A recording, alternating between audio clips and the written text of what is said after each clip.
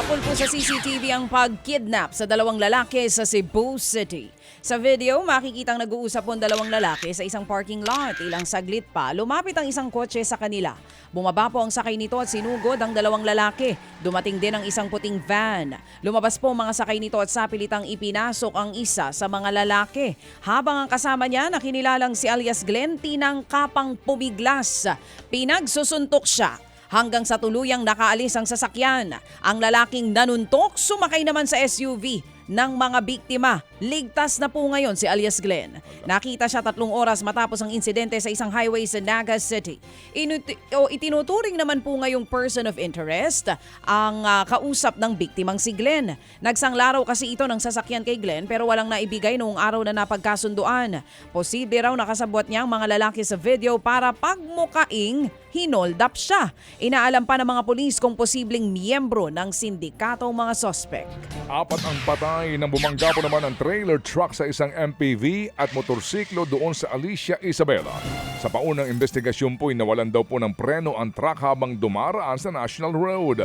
Doon na ito nawala ng kontrol hanggang sa sumalpok sa mga sasakyan ay sa isang puno.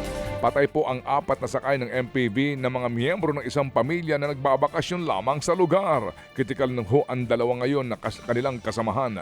Habang ang driver din po ay sugatan, inihahanda na po ng mga pulis ang mga kasong reckless imprudence resulting in multiple homicide at serious physical injuries laban sa truck driver. Na-rescue po ang higit 30 sabungero na natrap sa rumaragasang baha sa Davao City. Gumamit na ng lubid ang mga rescuer para maitawid ang mga sabungero.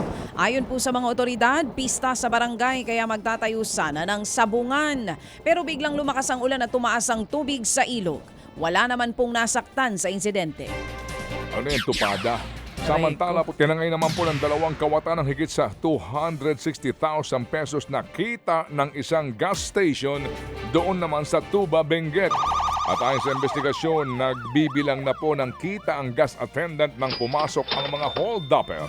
Napatakbo raw ang gas attendant sa kalapit na tindahan nang pagbabarilin siya ng mga salarin. Talaga? Maswerte ho namang hindi po tinamaan ng bala ang biktima. Agad namang sumibat ang mga kawatan sakay na motorsiklo. Natagpuan po naman sa bangin ang motorsiklo na inabandona ng mga kawatan. Meron na po sinasabing suspect sa naturang pangyayari.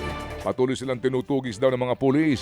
Naharap ang mga hold-upper sa patong-patong na reklamo kung mahuhuli ninyo. Samantala, patuloy na bumababa ang level ng tubig sa Angat Dam. Sa gitna pa rin po yan ng matinding init ng panahon at madalang na mga pag-ulan. Ayon po sa Pag-asa Hydrometeorological Division, nasa 175.24 meters ang level ng tubig. Higit na mababa sa normal level na 210 meters. Nagbigay po ng babala ang Pag-asa na posible pang mabawasan ang level ng tubig at umabot nga po ito sa critical level na 160 meters dahil sa init ng panahon at madalang na pag-ulan. Titindi pa daw yan kapag naramdaman na ang epekto ng El Nino. Mga kapatid, patuloy po kayong tumutok sa 105.9 True FM para sa totoong balita, impormasyon, music and entertainment. Mag-subscribe sa aming YouTube channel at podcast at sundan nyo kami sa Facebook, Instagram, X at TikTok sa True Network PH. Bisitahin din po ang aming official website, truefm.ph.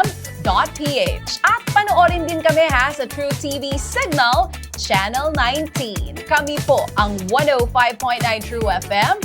Laging true sa'yo, kapatid. Ito tayo sa totoo, tunay at tapat.